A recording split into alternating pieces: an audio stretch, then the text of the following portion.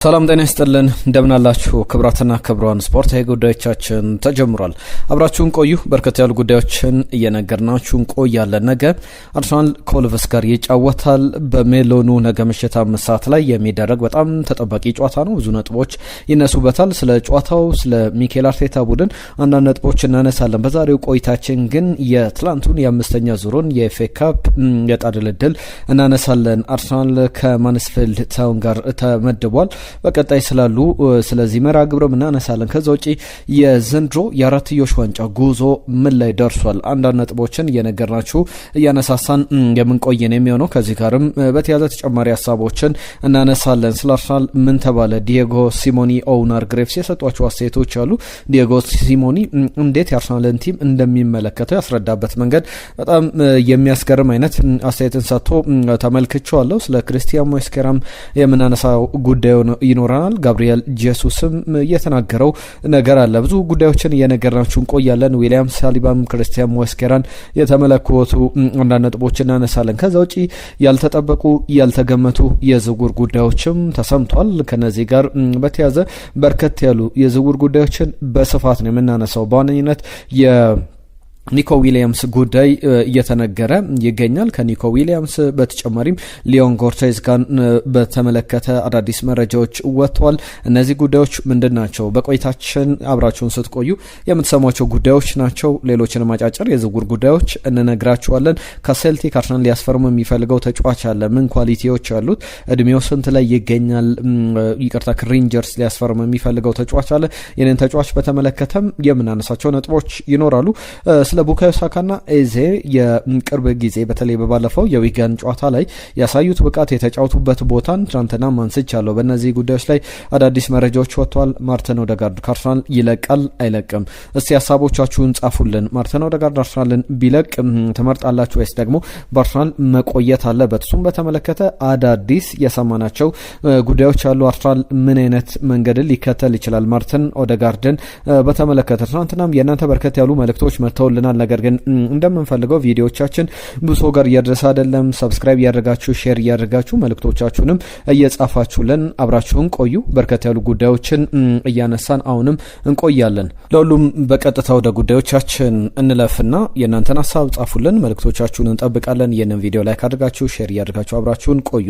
በቀጥታ ወደ ጉዳዮቻችን ስናልፍ የምናነሳቸው ጉዳዮች መካከል ትናንትና ዊጋን አትሌቲክን በተመለከተ የተነሱ ነጥቦች አሉና ከዛ ውጭ ግን ባሉ አርሰናልን በተመለከተ ምን ሀሳቦች እየተሰጡ ይገኛሉ? ስለ አራትዮሽ ዋንጫ ዋንጫ አርሰናል እንዴት ሊበላ ይችላል? ነገም ወልቭስን የሚገጥምበት ጨዋታን በተመለከተ እናነሳለን። በእንግሊዝ ፕሪሚየር ሊግ ታሪክ 2 የእንግሊዝ ክለቦች ለመጀመሪያ ጊዜ ማርች ደርሶ ማርች ላይ ለ4 ዋንጫ የሚፋለሙበት ነው።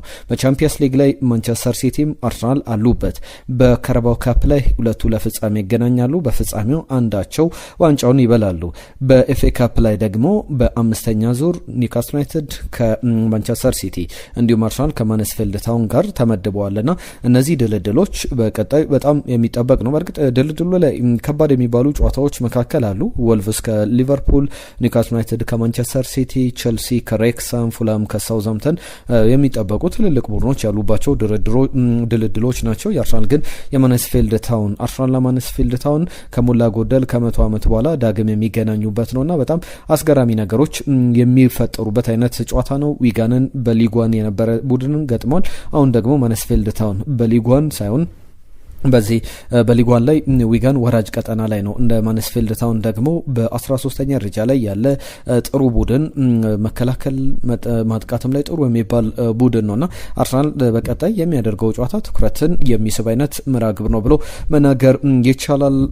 9186 ደጋፊዎችን የሚይዝ ፊልድ ሚል የተባለ ስቴዲየም አላቸው። ከዚህ ውስጥ ደግሞ አርሰናል 15 በመቶን ትኬት ያገኛልና 1377 የአርሰናል ደጋፊዎችን በቀጣይ በሚደረገው በዚህ ጨዋታ ላይ እንመለከታቸዋለን። ከ18 ቀናት በኋላ ሳተርዴይ ማርች 7 ቀን የሚደረግ ነው፣ ወይም ቅዳሜ የካቲት 28 ቀን ይደረጋል። ስለ ጨዋታው በቀጣይ ጊዜው ሲደርስ በስፋት እናነሳለን። ከአርሰናል ጋር በተያያዘ የአራትዮሽ ዋንጫን ብቻ አይደለም፣ ለዚህ የአራትዮሽ ዋንጫ ደግሞ መንገዱን ከሚጠርጉ መርሃ ግብሮች መካከል ነገ በሜሎኑ ወልቭስን የሚገጥምበት ጨዋታ በደንብ የሚጠበቅ ነው። ሁለቱ ቡድኖች በቅርብ ጊዜያት ላይ ያላቸው ተፎካካሪነት ያላቸው ነገሮች በደንብ የሚጠቀስ ነው።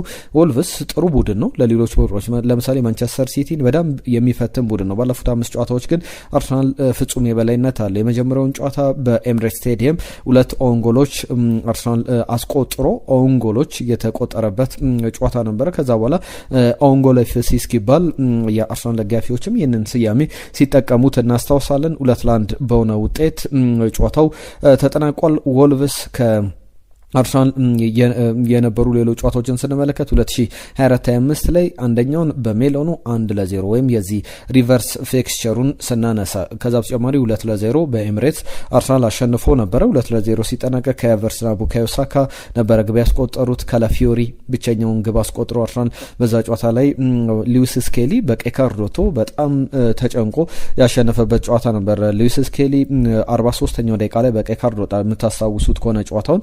ከዛ በኋላ 70ኛው ደቂቃ ላይ ጃው ጎሜዝ በወልቭስ በኩል በሁለት ቢጫ ካርድ በቀይ ካርድ ወጣ። ሪካርዶ ካላፊዮሪ 74ኛው ደቂቃ ላይ ግብ አስቆጥሮ ጨዋታው 1-0 የተጠናቀቀበት ነበረ። እንግዲህ ወልቭስ ለመጨረሻ ጊዜ ከአርሰናል ጋር ነጥብ ያገኘው አርሰናልን ያሸነፈው 2021 የውድድር ዘመን ላይ እንደነበረ እናስታውሳለን። በወቅቱ 2-1 ኒኮላስ ፔፔ ለአርሰናል፣ ሩበን ኔቬሽ እና ጃው ሞቲኒዮ ለወልቭስ ግቦችን አስቆጥሮ ወልቭስ የዛን የውድድር ዘመን ላይ በደርሶ መልስ አርሰናልን ያሸነፈበት ነበረ። ገብርኤል ጀሱስ ግብ አስቆጥሮ የመጀመሪያው ጨዋታ ላይ ደግሞ ኔቶና ፖደንስ ያስቆጠሩት ግብ የሚጠቀስ ነው። በዚህኛው ጨዋታ ላይ አርሰናል ብዙ ቅያሬዎችን ያደርጋል። ባለፈው ክርስቲያን ኖርጋርድ ኤቤሬቺዜ ተሰልፈው ነበር። በዚህ ጨዋታ ላይ ግን አሁን ኤቤሬቺዜ በቋሚ አሰላለፍ ሊቀጥል ይችላል። ዴክላን ራይስ ከማርቲን ዙሜንዲ ጋር አማካኝ ስፍራ ላይ ይጣመራሉ። ጋብሪኤል ማጋሌሽ፣ ዊሊያም ሳሊባ፣ ጁሪን ቲምበር፣ ፒየሮ ኢንካፔ እንዲሁም ደግሞ የዚህ የዳቪድ ራየም ወደ ግብ ጠባቂነት ቦታው ይመለሳል። እነዚህ ስብስቦች የሚጠቀሱ ምናልባት የሚያጠራጥረው ፒየሮ ኢንካፔ ነው ወይስ ደግሞ ሪካርዶ ካላፊዮሪ ነው የሚሰለፈው የሚለው ነው። ከፊት መስመር ላይ ቪክተር ዮኬሬሽ፣ ሊያንድሮ ትሮሳርድ እና ኖኒ ማዱዌኬ ሊጣመሩ ይችላሉ የሚጠበቅ ነው እና በአርሰናል በኩል የካቨርስ ጉዳት፣ ማርቲን ኦዴጋርድ ጉዳትን በተመለከተ ነገ በስፋት እንመለስበታለን። ሞክስ ዶውማን፣ ሚኬል ሜሬኖ፣ ሪካርዶ ካላፊዮሪን በተመለከተ ነገ በዝርዝር ከጉዳታቸው ምን ያክል አገግመዋል፣ ምን ይጠበቃል የሚለውን እናነሳለን። አርሰናል ማሸነፍ የሚችል ከሆነ ነጥብ ልዩነቱን ማስፋት ይችላል። በካራባኦ ካፕ ፍጻሜ መሰረት አስቀድሞ የሚደረግ መርሃ ግብሮችን ለማሸጋሸግ እንዲያመች አስቀድሞ የሚደረግ ነው። ማንቸስተር ሲቲ በዚህ 27ኛ ሳምንት አርሰናል ጨዋታውን ያደርጋል። ከዛ በኋላ በሳምንቱ መጨረሻ ደግሞ ከቶትናም ሆትስፐር ጋር የሚያደርገው ጨዋታ ይጠበቃል። እነዚህ ዝርዝር የሚነሱ ጨዋታውን በተመለከተ አርሰናል ምን አይነት ቅያሬዎችን ሊያደርግ ይችላል የሚለው የሚጠበቅም ነውና እነዚህን ጉዳዮች ያነሳል። ጋብሪኤል ጀሱስ ስለ አርሰናል በቀጣይ ስለ ቶትናም ጨዋታ ነው ወይ የሚያስበው ተብሎ ተጠይቆ ነበር። አይደለም፣ ከዛ አስቀድሞ ከቶትናም ጨዋታ አስቀድሞ የወልቭስ ጨዋታ አለብን። ጌም ባይ ጌም ነው ሁሉም ነገር ማኔጅ የምናደርገው። እኔ 90% የተጫዋችነት ጊዜን ኬሪየርን ያሳለፍኩት በትልልቅ ቶፕ ላይ የሚቀመጡ ስኳዶች ላይ ነው። በብራዚል ብሔራዊ ቡድን፣ በሲቲ፣ እዚህም በአርሰናል እንደዚህ አይነት ቡድን ውስጥ ነው ቆይታ ያደረግኩትና በእንደዚህ አይነት ቡድን ውስጥ መቆየት ለተፎካካሪነት በጣም ለሞራልም በጣም ትልቅ ያግዛልና ረጅም ጊዜ አሁንም ይቀረናል። ኦብቪየስ ነው እሱ። በእርግጥ ረጅም ጊዜ ይቀረናል። ሁሉንም በራሳችን እምነት አለን። ጌም ባይ ጌም ሁሉንም ነገር አሁን ስለ ቶትናም ጨዋታ እናስበብ፣ ስለ ወልቭስ ጨዋታ፣ የወልቭስ ጨዋታ ሲጠናቀቅ ስለ ቶትናም፣ ከቶትናም ጨዋታ በኋላ እያልን እንቀጥላለን እንጂ ሁሉም ነገር ትኩረታችንን አንድ ላይ አናደርግም የሚል አስተያየቱን ሰጥቷል። ስለ አርሰናል ዲየጎ ሲሞኔ የሰጠው በጣም አነጋጋሪ አስተያየትንም ተመልክቻለሁ። ዲየጎ ሲሞኔ ወደ ኤምሬትስ መጥቶ 4-0 በሆነ ውጤት አርሰናል በቻምፒየንስ ሊግ ዘንድሮ አትሌቲኮ ደ ማድሪድን አሸንፏል። በጣም የሚያስገርም አይነት ጨዋታ እንደነበረ እናስታውሳለን። በዚህ ቡድን ዙሪያ በአርሰናል በሚኬል አርቴታ ቡድን ዙሪያ ዲየጎ ሲሞኔ አንዳንድ ጊዜ ሳገኝ የአርሰናልን ጨዋታዎች ቁጭ ብዬ መለከታለሁ እና በጣም ኢንተረስቲንግ የሆኑ ነገሮች አሉት። ውብ እግር ኳስን የሚጫወትበት መንገድ አርሰናል በጣም አስገራሚ ነው እና ኮንቪንስ አድርገውኛል። ወይም ደግሞ አርሰናል ዋንጫውን የፕሪሚየር ሊግ ዋንጫን እንደሚያሸንፍ እምነት አለኝ። ከዛ በተጨማሪ አትሌቲኮ ደ ማድሪድ በቻምፒየንስ ሊግ ላይ ባይኖር ኖሮ አርሰናል ዋንጫውን ይበላል ብዬ መናገር እችላለሁ ብሎ በቻምፒየንስ ሊግም ላይም በፕሪሚየር ሊግም ላይ አርሰናል የሚጫወትበት መንገድ የሚያስገርም ነውና በዋንጫው ላይ ተስፋ ካለው የዋንጫ እድሎች ካሏቸው ቡድኖች መካከል ብቻ ሳይሆን እንደሚያሸንፍ እምነት አለኝ የሚል ድጋፉን ዲየጎ ሲሞኔ አንስቷል። አርሰናል ዘንድሮ 3 ጨዋታዎችን ብቻ ነው እስካሁን 40 ጨዋታዎችን አድርጎ 31ዱን አሸንፏል። 6ቱን ባቻ ውጤት፣ 3ቱን ብቻ ነው የተሸነፈው 90 ግቦችን አስቆጥሯልና የሚገርም አይነት ቁጥሮችን ያስመዘግበት በሚገርም ብቃት እየተጓዘ ያለበት ጊዜ ላይ እንገኛለንና በጣም በዚሁ መንገድ በጥሩ መንገድ የሚቀጥል አይነት ስኳድን የሚቀጥል አይነት ቡድንን እየተመለከትን ነው። ስለ አራትዮሽ ዋንጫ በተመለከተ ኦነር ግሬቭስ በአርሰናል በኩል አራቱንም ዋንጫዎች ሊያሸንፍ ይችላል። የሚገርም ብሪሊያንት ቲም ነው የተገነባው። የሚጫወትበት መንገድ በፕሪሚየር ሊጉ ላይ የፕሪሚየር ሊጉ ስፔሻል አይነት ቡድን ነው። የፕሪሚየር ሊጉ ተገማች ቡድን ነው። ለፕሪሚየር ሊጉ ዋንጫ ፌቨራይት ብንጠቅስ አርሰናል ነው። በቻምፒየንስ ሊግ ላይ ምርጡ ቡድን አርሰናል ነው። በፕሪሚየር ሊጉ ላይ ተገማች ቡድን ነው። በቻምፒየንስ ሊግ ላይ ምርጡ ቡድን ነው። በጣም የሆነ አይነት ስፔሻል የሆነ ሞመንት ስፔሻል የሆነ ሰምቲንግ ስፔሻል ክሬት ያደርጋሉ ብዬ ጠብቃለሁና 2-3 ወራትን በዚህ በቀጣይ ያሉ 3 ወራትን በሚገርም ሁኔታ ማኔጅ ማድረግ የሚችል ከሆነ አርሰናል የተለየ ነገር ዘንድሮ ሊያሳየን ይችላል የሚል እምነት እንዳለው ኦነር ግሬቭስ ይናገራል። እንግዲህ አርሰናልን በተመለከተ እነዚህ የሚጠቀሱ ናቸው። ዊሊያም ሳሊባና ፒየሮ የዚህ ፒየሮን ክሪስቲያን ሞይስኬራም በተመለከተ ብዙ ሀሳቦች ይነሳሉ። በተለይ ክሪስቲያን ሞይስኬራም በተመለከተ በመጀመሪያ አሰላለፍ በገባበት ጨዋታ አርሰናል አንድም ጊዜ ተሸንፎ አያውቅም።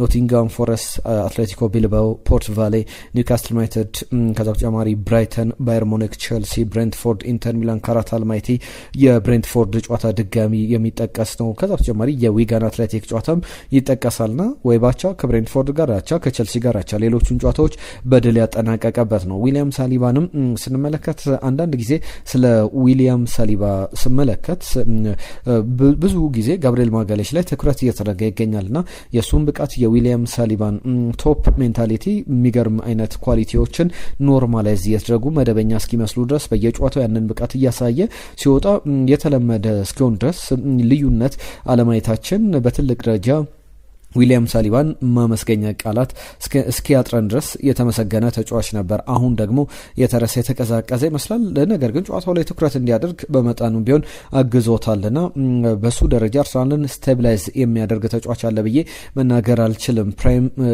ቦል ኬሪው እንዲሁም ደግሞ ቦል ፕሮግረስ ሲያደርግ ኳሶችን ፓስ በሚያደርግበት ጊዜ ኳስ እየገፋ በሚሄድበት ጊዜ ብዙ ኳሊቲዎችን በአርሰናል በኩል የሚጨምር አይነት ተጫዋች ነውና ስለሱ መመስከር ስለሱ መናገር ሁል ጊዜ የተጫዋቹን ኳሊቲ በደንብ ሊነግረን የሚችል ነውና ዊሊያም ሳሊባ ስለ ክሪስቲያን ሞይስኬራ ማንሳት በየዕለቱ የሚገባ ነው ብዬ አስባለሁ። ስለ አርሰናል ማጥቃት ስናነሳ ኤበሬቼ ኤዜ በዲፕ ፕሌይ ሜከር ሚና፣ ቡካዮ ሳካ ደግሞ ሴንትራል ቦታ ላይ ተገኝቶ ባለፈው ተጫውቷልና 4-0 አርሰናል ዊጋንን ሲያሸንፍ እንደዚህ አይነት ነገሮችን ተመልክተናል።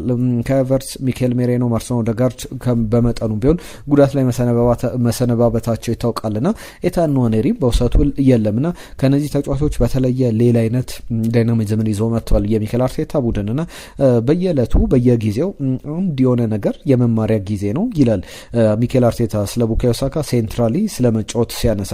ከዚህ በፊት ግን የትኞቹ ጨዋታዎች ላይ ታስታውሳላችሁ? እስቲ ቡካዮ ሳካ ሴንትራሊ ሲጫወት፣ ሴንትራሊ ስንል 10 ቁጥር ቦታ ላይ እኔ አንዱ ለጨዋታዎችን ላስታውሳችሁ። በኮሮና ወቅት በዝግ ስቴዲየም ጨዋታዎች ሲደረጉ ከብራይተን ጋር ለኒኮላስ ፔፔ አሲስት አድርጓል። በእርግጥ ብራይተን ነበር ጨዋታውን ያሸንፈው ከማንቸስተር ሲቲ ጋር ከሼፊልድ ዩናይትድ ጋር 2021 የውድድር ዘመን ላይ ሴንትራሊ በ10 ቁጥር ቦታ ላይ ሲጫወት ተመልክተነዋል። አሁን ለኤበሬቼዜም ለማርቲን ኦዴጋርድም 10 ቁጥር ቦታ ላይ ሌላ ተፎካካሪ እንደመጣባቸው በትክክል መናገር ይቻላል። ወደ ዝውውር ጉዳዮች ልለፍ። የማርቲን ኦዴጋርድን ጉዳይ ላንሳ። ጉዳት ላይ ይገኛል። በጣም በሚያስገርም ሁኔታ በጭምጭምታም ደረጃ ቢሆን ብዙ ዘገባዎችን እየተመለከትኩ እገኛለሁ። ከነዚህ ዘገባዎች መካከል አንደኛው ወደ ማንቸስተር ዩናይትድ ሊሄድ ይችላል፣ መውጫውን እያማተረ ይገኛል። ማርቲን ኦዴጋርድ ከአርሰናል ጋር ሊለያይ ይችላል የሚሉ ዘገባዎች ከየት እንደመጣ ባልታወቀ መንገድ ብዙ ዘገባዎችን በአንዳንድ እንደዚህ በታብሎይዶች ላይ እየተመለከትኩ እገኛለሁ። ከወደ ጣሊያን ደግሞ ኢንተር ሚላን እንዲሁም ደግሞ ባየር ሙኒክ ማርቲን ኦዴጋርድን ይፈልጋሉ። አርሰናል ሪጀክት አድርጓል አንዳንድ ጥያቄዎችን የሚሉ ዘገባዎችም ጭምር እየወጡ ይገኛሉና እስካሁን ምንም አይነት ጥያቄ እንዳልቀረበለት ነው የምናውቀውና እስቲ ማርቲን ኦዴጋርድ ከአርሰናል ቢለቅ ብላችሁ ታስባላችሁ ወይ? መልቀቅስ አለበት ወይ በዚህ ወቅት ላይ የሚለውን የእናንተን ሀሳብ ጻፉልን። የኛም ሌሎች ጉዳዮችን በቀጣይ እናነሳለን። ማርቲን ኦዴጋርድን በተመለከተ ግን ባየር ሙኒክ፣ ማንቸስተር ዩናይትድ፣ ኢንተር ሚላን ተብሎ ስሞቹ ከነዚህ ክለቦች ጋር እየተያዘ እየተመለከትን እንገኛለን። ሌላኛው ጉዳይ ከአርሰናል ጋር በተያዘ የሬንጀርሱን ተከላካይ ሴንተር ባክ ቦታ ላይ ብዙ በጣም በሚገርም ብቃት ራሱን እያሳየ ይገኛል። ቼልሲ፣ አርሰናል የተጫዋቹ ፈላጊ ናቸው። ኤማኑኤል ፈርናንዴዝ ይባላል። 3.9 ሚሊዮን ፓውንድ ከፍሎ ሬንጀርስ በክረምቱ ነበረ ያስፈረመው። ከፒተር ቦሮ የፈረመ ተጫዋች ነውና ምን አይነት ኳሊቲዎች አሉ ስንል ሲከላከል በጣም ዲፌንሲቭሊ ስትሮንግ የሚባል ተጫዋች ነው።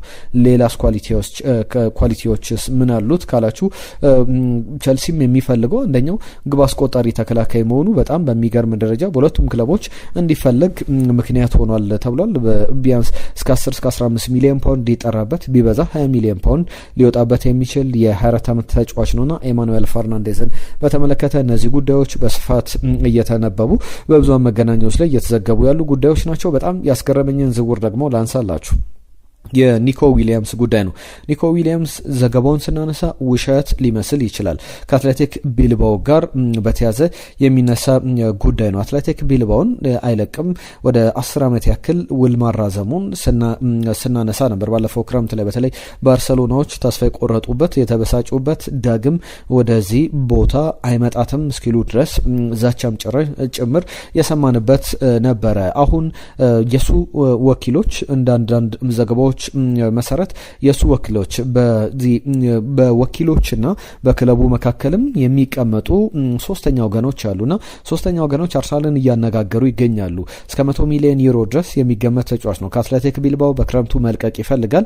ራሱን በዛ እንግዲህ ያለ ዋንጫ ያለ ክብር በትልቅ ደረጃም ሳይጫወት ለባሎን ዶር መጫወት የሚችል አቅም ያለው ይባልለታል። በተለይ ግብ የሚያስቆጥርበት መጠን ቁጥሮች ከፍ የሚያደርግ ከሆነ በስፔን ብሔራዊ ቡድን በግራና በቀኝ ለሚን ያማል ጋር በሜዳ ውጭም ደግሞ ያላቸው ግንኙነት በጣም የሚያስገርም ነው። አሁን ይህንን ተጫዋች አርሰናል ለማግኘት እድሎች እንዳሉት የሚያሳዩ ዘገባዎች ወጥተው እየተመለከተ እንገኛለን። ኒኮ ዊሊያምስ ወደ አርሰናል በክረምቱ ምን ያክል እውነት አለው፣ ምን ያክል ጠንካራ ዝውውር ሊሆን ይችላል የሚለውን ጉዳይ እስቲ በቀጣይ በስፋት እንመለከተዋለን። የሊዮን ጎርቴስጋ ጉዳይ በተመለከተም አዳዲስ የተሰሙ ጉዳዮች አሉ። ሊዮን ጎርቴስጋን በተመለከተ አርሰናል፣ ቶትናም፣ አትሌቲኮ ማድሪድ፣ ናፖሊ፣ ኤስ ሚላን የተጫዋቹ ፈላጊ ናቸው።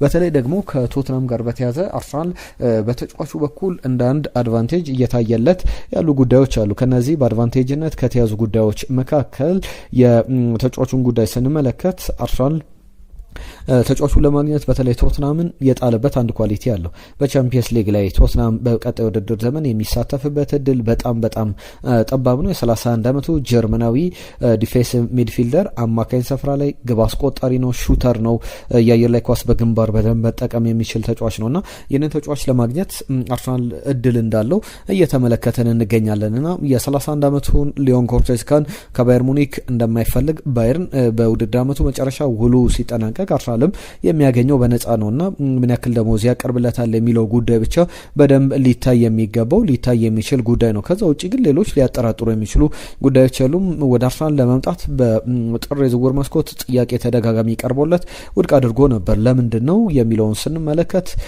በባየርን ውድድር ዓመቱ መጨረሽ አንዳንድ ጊዜ በጥር ዝውውሮችን ማድረግ ከዛ በኋላ እስከ መጨረሻው የተጫዋቾችን የእግር ኳስ ኬሪየር ሊያበላሽ የሚችል ነውና ስቴብል ወደ አላደረገበት ቦታ ነው የሚዘዋወረው። ከዛ ተጨማሪ የፕሪሲዝን ቆይታ አይኖረውምና እንደዚህ አይነት ነገሮች ሲደራረቡ የተጫዋቹ ብቃት ላይ ጥርጣሬን የሚፈጥሩ ነገሮች ሊኖሩ ይችላሉ። ያ በዛ መንገድ የሚታይ ነው። ሌላኛው ከስፔን ብዙሃን መገናኛዎች በኩል የተመለከትኩት ዘገባ የቪክቶር ቫልዴፔናስ ወይም ቪክቶር ቫልዴ ተብሎ ባጭሩ ይጠቀሳል። የሪያል ማድሪድ ተጫዋች ነው። እሱም በተመለከተ አርሰናል በተጫዋቹ ላይ ፍላጎት እንዳለው ይታወቃልና የተጫዋች 19 ዓመቱ ላይ ይገኛል። እስከ 50 ሚሊዮን ዩሮ ከሪያል ማድሪድ ተጫዋቹን ለማምጣት በተለይ ያለው እስከ 2029 ድረስ የሚያቆይ ውል ነውና 50 ሚሊዮን ዩሮ በጣም ብዙ ይመስላል። 19 ዓመቱ ነው። 1 ሜትር ከ88 ይረዝማል። ሴንተር ባክ ሌፍት ባክ ሆኖ መጫወት ይችላል። የግራ እግር ተጫዋች ነውና ቨርሳታይል የሚባል ተጫዋች ነው። ኤስ ሚላንም በአርሰናል በኩል ተፎካካሪ ሆኖ መቅረቡን የሚያሳዩ ዘገባዎች ወጥቷል። በአርሰናል በኩል በቀጣይ እነዚህ ዝውውሮች ላይ ምን አይነት ምላሾች ሊኖሩ ይችላሉ፣ በምን ደረጃ ሊቀጥሉ ይችላሉ የሚለው የሚጠበቅ ጉዳይ ነው። ከቀን ወደ ቀን የሚነሱ የዝውውር ሀሳቦች አሉ። አዳዲስ ጉዳዮች እያነሳናቸው እየነገርናችሁ የምንቆይ ነው የሚሆነው። ኢትዮ አርሰናል ቻናልን ሰብስክራይብ ያደረጋችሁ ቤተሰብነታችሁን አሳዩን። ክርስቲያን ኖርጋርድ ነገ መሰለፍ አለበት ወይ የሚለውም ሀሳብ እስኪ የእናንተን ሀሳብ ላኩልን። ክርስቲያን ኖርጋርድ የፕሪሚየር ሊጉ ልምድ ያለው እንደዚህ አይነት የወልቭስ አይነት ጨዋታዎች ላይ ደግሞ መጠቀም የሚችልበት እድል አለና ሚኬል አርቴታ ለነ ዴክላን ራይስ ለነ ማርቲን ዙሜንዲም እረፍት ለመስጠት እድሎችንም ለማመቻቸት እንደዚህ ቢያደርግ ጥሩ ነው እንላለን።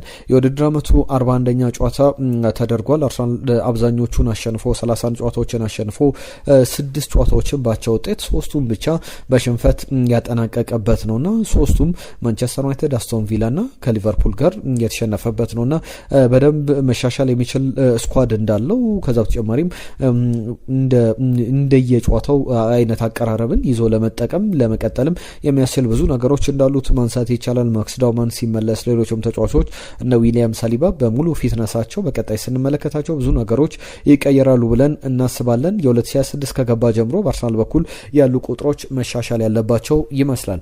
ለሁሉም የተወደዳችሁ ስፖርታዊ ጉዳዮቻችንን እዚህ ላይ ገታ እናደርጋለን። ለአብሮነታችሁ ለሰጣችሁን ጊዜ በሙሉ ከልብ እናመሰግናለን። የተለያዩ ጉዳዮችን ይዘን ነገም የወልቭስና የአርሰናልን ጨዋታ ከጉዳት ዜናዎች ጋር ስለ ጨዋታው የሚነሱ አዳዲስ ነጥቦችን ይዘን እንመለሳለን። የዛሬን እዚህ ላይ እናጠናቅቃለን። ጤና ይስጥልን።